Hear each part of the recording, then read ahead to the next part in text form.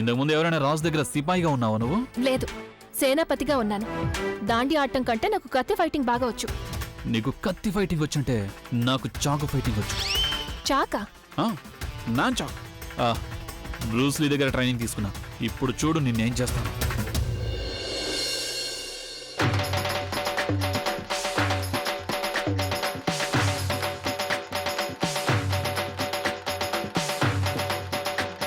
అభి!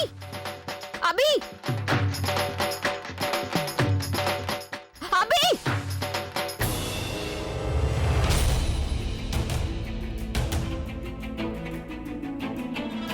నువ్వు నన్ను కావాలనుకుంటావు కదా? నేను కొట్టలేదు, అది తను నన్ను. వదిలేండి. మీకేమైనా దెబ్బ తగిలిందా? నా దగ్గరికి రావాల్సిన అవసరం లేదు. నన్ను ఎందుకు తిడతారు? తనే కదా మిమ్మల్ని పిలిచింది. కానీ- ఓ జస్ట్ షట్ అప్. కొట్టానంటే నోట్ నుంచి మాట రాకుండా పోతుంది. ఇదిగో. నీకు దెబ్బ తగిలిందా? యా. పద నాతో పాటు. ఓకే.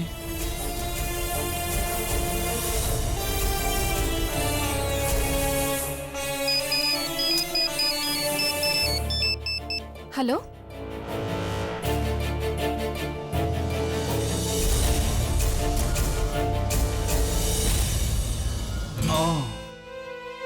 బాబు కొంచెం ఐస్ ఇస్తావా నాకు? ఇలా కూర్చో అభి. నొప్పిగా ఉందా? దెబ్బ నీకు తగిలింది కానీ నొప్పి నాకు పుడుతుంది. ఈ రోజు నేను నా కళ్ళు చూడండి. తను ఐఎమ్ ఫైన్. నువ్వు వెళ్ళి ఇక్కడి నుంచి, లేకపోతే మళ్ళీ అనవసరంగా ఎవరైనా చూసారంటే మళ్ళీ గందరగోళం జరిగిపోతుంది. చూసే వాళ్ళని చూడండి. నేనేమి తప్పు చేయడం లేదే. మందే కదా రాస్తున్నాను. నిన్ను వదిలేసి నేను ఇలా వెళ్ళలేను. తను నాకు దెబ్బే తగిలింది, బుల్లెట్ కాదు. ఎవరైనా నిన్ను చూశారనుకో, నిజంగానే ఫైరింగ్ జరుగుతుంది ఇక్కడ.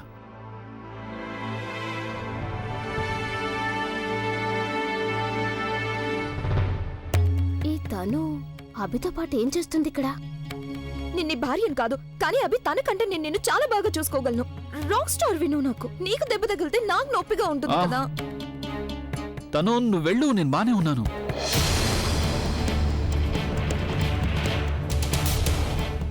తను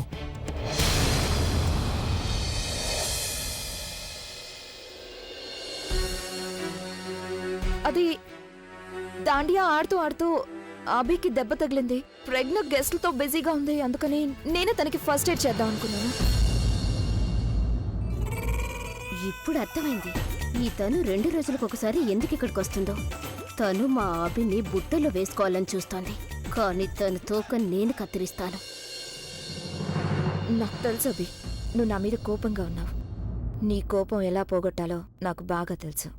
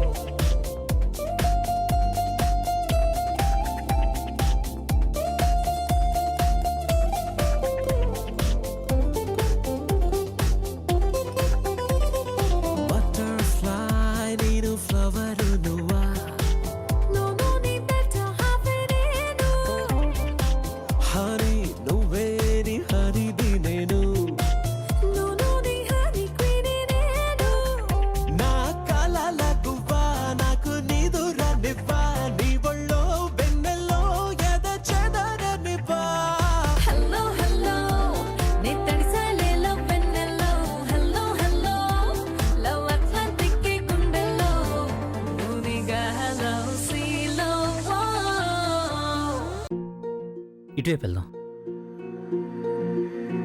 థ్యాంక్ ఎవరూ లేరు, అందరూ బయటికి వెళ్ళి ఉంటారు. లేకపోతే అర్చనని ఇక్కడ తీసుకురావడం కష్టమైపోయేది. అవును ఆకాష్. ఆకాష్ తన్ని త్వరగా నీ రూమ్లోకి తీసుకెళ్దాం. ఆ తర్వాత నేను ఇక్కడి నుంచి వెళ్ళిపోతాను. నన్ను ఎవరైనా చూశారంటే చాలా పెద్ద ప్రాబ్లం అయిపోతుంది. నువ్వు చెప్పింది నిజమే ప్రవీణ్. తన రూమ్లోకి తీసుకెళ్ళటం మంచిది.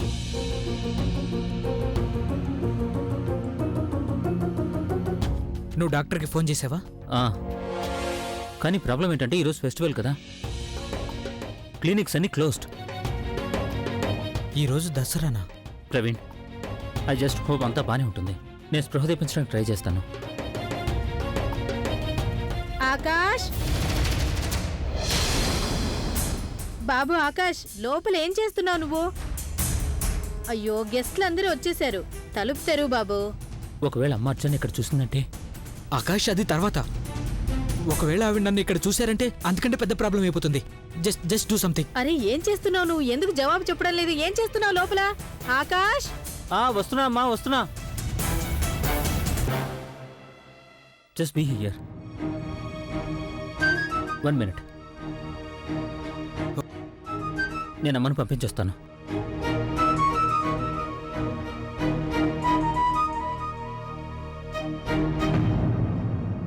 ఇరుక్కుపోయాను. నేను ఈ రోజే ఇక్కడికి రావాలా? ఏంటమ్మా? ఏం చేస్తున్నావు? నేను ఇదిగో వాష్రూమ్లో ఉన్నాను చూడు. వాష్రూమ్ కింద కూడా ఉందిగా. కింద కూడా ఉంది, కానీ కిందది క్లీన్గా లేదమ్మా. పైగా లాస్ట్ మినిట్లో నాకు గుర్తొచ్చింది అన్నయ్యకి సంబంధించిన మెయిల్ ఒకటి సెండ్ చేయాలని. ఇప్పుడు నేను ఇంత హార్డ్ వర్క్ చేస్తున్నాను కదా, జస్టిస్ అయితే ఉండాలి కదా. ఆకాష్, ఈరోజు సెలవు రోజు కదా, సెలవు రోజున ఎవరు పని చేస్తారు? అరే, నేను చేస్తాను కదమ్మా. నువ్వెందుకు అనవసరంగా ఇంత ఆలోచిస్తున్నావు? సరే పద, కిందకి వెళ్దాం. గెస్ట్లు వెయిట్ చేస్తూ ఉంటారు.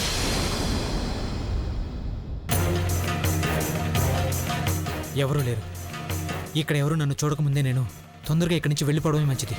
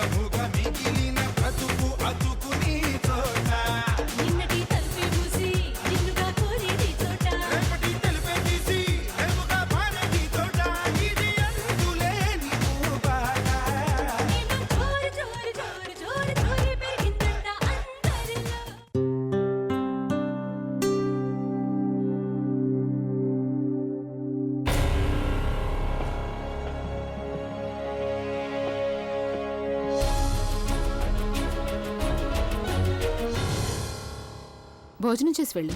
నాకు ఆకలిగా లేదా ఆలియా? నీకెందుకు ఆకలిగా ఉంటుంది?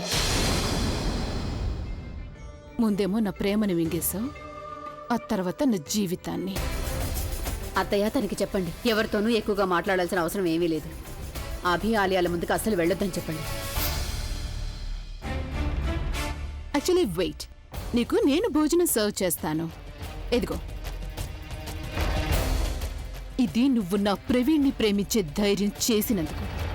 రా, ఇదిగో, ఇది కూడా తీసుకో. ఇది నా పెళ్లిని చెడగొట్టినందుకు. ఇలా రా. ఇది నా ప్రవీణ్ని నా నుండి లాక్కెళ్ళిపోయినందుకు. రా రా రా, ఇలా రా, ఇంకా రా, చాలా ఉంది. ఇది కూడా తీసుకో. ఎందుకు సిగ్గుపడుతున్నావు? నువ్వు చేసింది కూడా సిగ్గులేని పనే కదా. ఖచ్చితంగా నువ్వు తీపి తిని తీరాలి. నువ్వు నా జీవితంలో పూర్తిగా విషం నింపావు కదా, అందుకే దానికోసం ప్రశాంతంగా దీన్ని తిను. నీకే చెప్పేది, తిను దీన్ని.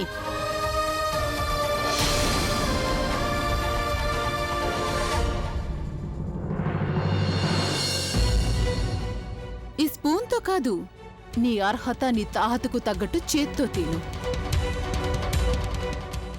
అరే ఒక్క నిమిషం, నేను ఇలా ఎలా మర్చిపోయానబ్బా? ఇంత బ్లాంక్ భోజనం నీకెలా ఇవ్వగలుగుతాను? నీకు చాలా స్పైసీగా తినటం అలవాటు కదా, అందుకే ఇదిగో కొంచెం స్పైసెస్.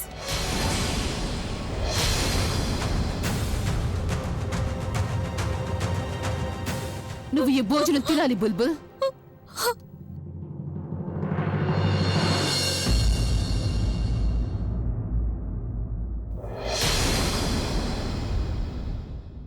నువ్విక్కడా?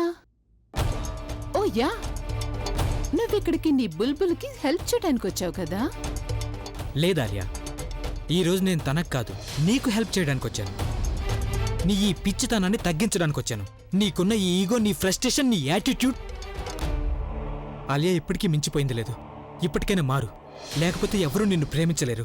అరే ప్రేమించడం కాదు కదా, కనీసం నీ మీద జాలిపడే వాళ్ళు కూడా లేకుండా పోతారు. నువ్వు పాపం తనకి ఏ తప్పుకి శిక్ష వేస్తున్నావంటే, ఏ తప్పుకి హ్యూమిలేట్ చేస్తున్నావంటే అసలు ఆ తప్పు తను చేయనేలేదు. ఆలియా, నేను నీ నుండి దూరంగా వెళ్ళాను. అందులో అసలు తన తప్పు ఏమీ లేదు. నీతో సంబంధం నేను తెంచుకున్నాను కదా, తను కాదు. పెళ్లి మండపం నుంచి నేనే వెళ్ళిపోయాను. తను నన్ను వచ్చేయమని ఎప్పుడు కూడా ఇన్సిస్ట్ చేయలేదు. నువ్వు నా లైఫ్లో ఉన్నావన్న సంగతి తనకు తెలియనే తెలీదు. ఇందులో ఎవరి తప్పైనా ఉంది అంటే అది నాది మాత్రమే, బుల్బుల్ది కాదు. So stop blaming her. అరే ఏమైంది? కోపం వస్తుందా నీకు? ఎందుకు ఆలస్యం? నాకు వేయి శిక్ష. నువ్వు శిక్ష వేయలేదంటే నేనే వేసుకుంటాను. నేనే స్వయంగా ఈ భోజనం తింటాను.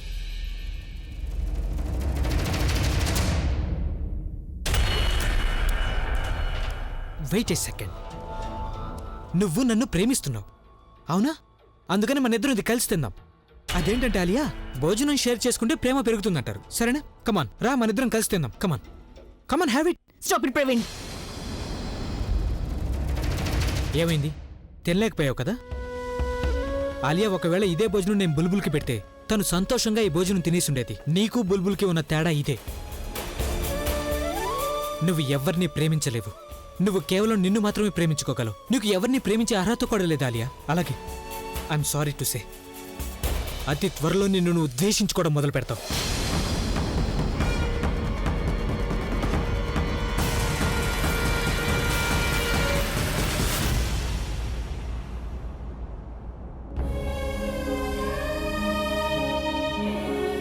నేనంతా చూశాను. ఆలియా నీతో ఎలా ప్రవర్తించిందో అంతా చూశాను.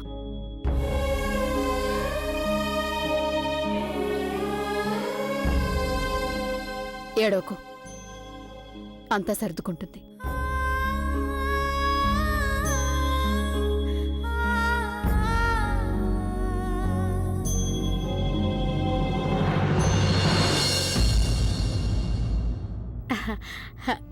హలో అండి, ఇదిగో వీడే నా కొడుకు ఆకాష్. అభి పనులు చూసుకుంటాడు. తెలుసు, అంతకుముందు కలిశాను. మీరు వీడిని కలిశారు కానీ మీ అమ్మాయికి పరిచయం చేద్దామని వచ్చాను. అభి వ్యవహారాలన్నీ తనే దగ్గరుండి చూసుకుంటున్నాడు. ఏంటమ్మా నువ్వేం మాట్లాడట్లేదే? ఆంటీ, నాకు ఎక్కువగా మాట్లాడడం అసలు అలవాట్లేదు, కానీ I love dance. Akash, you want dance with me? చాలా బాగా డాన్స్ చేస్తాడు వీడు. వెళ్ళు.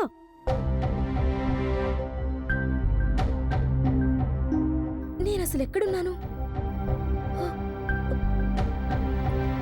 ఇదైతే ఆకాష్ ఫోటో కదా. నేను ఆకాష్ రూమ్కి ఎలా వచ్చాను?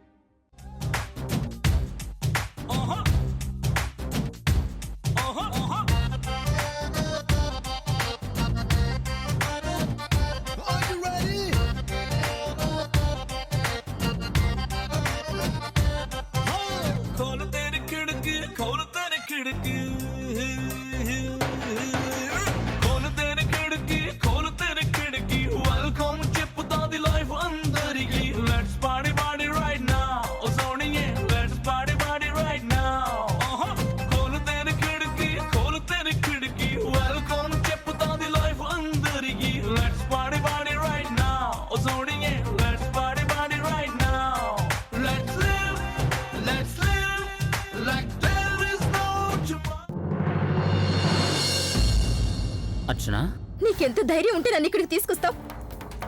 నన్ను ఇక్కడికి ఎందుకు తీసుకొచ్చావు? నువ్వు నీ లైఫ్ లో ఎంత సంతోషంగా ఉన్నావో నాకు చూపించాలనా? నీ వెనక ఎంతమంది అమ్మాయిలు పడుతున్నారో చూపించాలని తీసుకొచ్చావా? అర్చన అలాంటిదేమీ లేదు. నువ్వు నువ్వు అక్కడ స్పృహ తప్పి పడిపోయావు. స్పృహ కోల్పోలేదు, స్పృహలోకి వచ్చాను. ఏమన్నావు నువ్వు నాతో? నన్ను సొంతం చేసుకోవాలనుకుంటున్నావని కదా? నాతో నువ్వేం చెప్పావో తనతో కూడా అదే చెప్పావు కదా? అలాంటిదేమీ లేదు. అయినా తన గురించి చెప్పాలంటే తనని ఇప్పుడే కలిశాను. అమ్మే పరిచయం చేసింది. జీవితంలో నేను నిన్నెప్పటికీ నమ్మలేను. అర్చన నీకెంత ధైర్యం ఉంటే మా ఫ్యామిలీ ఫంక్షన్కి వస్తావు నువ్వు? ఇది మీరు నన్ను కాదు, మీ అబ్బాయిని స్వయంగా అడగండి. నాతో ఒక్క మాట కూడా చెప్పకుండా ఇక్కడికి తీసుకొచ్చాడు. వెళ్తున్నాను నేను. అన్నట్టు మరొక విషయం, మీరైనా నచ్చ చెప్పండి మీ అబ్బాయికి, ఇకనైనా నా వెంట పడొద్దని. అలా చేస్తే నేను ఇక్కడికి చెప్పే వస్తాను. అలాగే ఏం చేస్తానంటే దాని గురించి మీరెప్పటికీ ఊహించలేరు కూడా.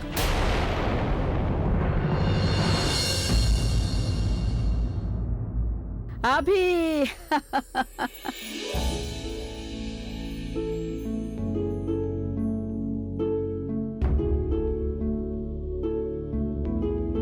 నాకు తెలుసు అభి, నువ్వు ఏ విషయం గురించి ఇంతగా ఆలోచిస్తున్నావని.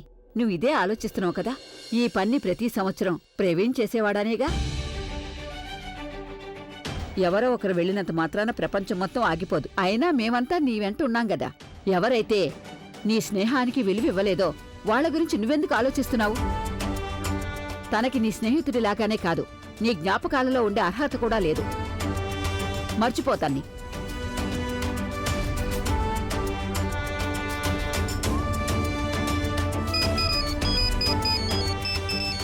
ఈ కళ్ళజోడుందే ఎప్పుడూ ఏ పనిని సరిగ్గా చేయనివ్వదు. తన వల్ల ఇప్పుడు నా గురి కూడా తప్పింది.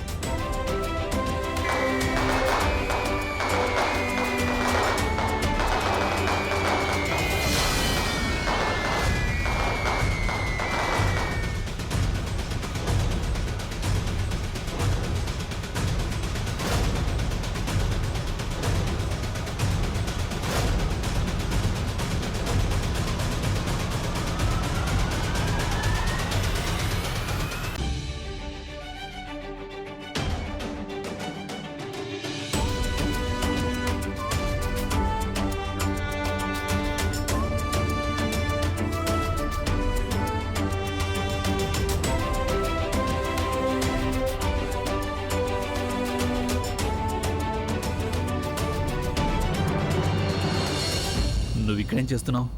నీకెంత ధైర్యం ఉంటే నువ్వు ఇక్కడికి వస్తావు? ఇది మా family function. Outsiders are not allowed. ఎవరైనా నిన్ను ఇక్కడికి పిలిచారా? ఎవరైనా నిన్ను ఇన్వైట్ చేశారా? లేదు కదా. మరి నువ్వు ఇక్కడికి ఏం చేయడానికి వచ్చావు? అభి, జరిగిందంతా మర్చిపోయి మీరందరూ నన్ను ఎంతో మిస్ అవుతున్నారు అనుకున్నాను. అందుకే నేను ఇలా.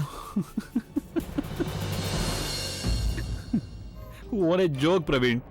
యాక్చువల్లీ రైట్, మేము నిన్ను మిస్ అవుతున్నాం. ఎందుకంటే నేను ఎవరైనా మోసగాన్ని చూశానంటే అప్పుడు నాకు నువ్వే గుర్తొస్తుంటావు. ఎప్పుడు నేను ఆలియా కళ్ళలో కన్నీళ్లు చూసినా సరే అప్పుడు నాకు నువ్వే గుర్తొస్తుంటావు. నువ్వు చాలా మంచి మనిషివని కాదు నిజానికి, ఎందుకంటే నేను నీకంటే పెద్ద మోసగాన్ని ఎక్కడ చూడలేదు ప్రవీణ్. నీలాంటి చెడ్డవాళ్ళకి మరొక చెడ్డవాళ్ళ బొమ్మని కాల్చే అర్హత అసలు కొంచెం కూడా లేదు.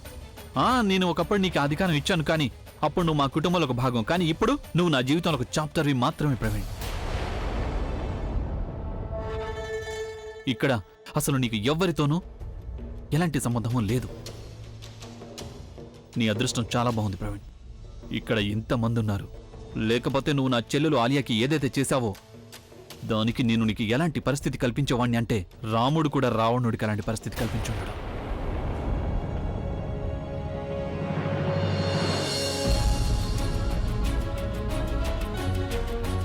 కేవలం తనకి మాత్రమే శిక్ష పడ్డానికి వీల్లేదు. తనిక్కడికి మనల్ని కలవటానికి వచ్చాడని అనుకుంటున్నావు కదా అన్నయ్య? లేదన్నయ్య, తనిక్కడికి బుల్బుల్ని కలవటానికి వచ్చాడు.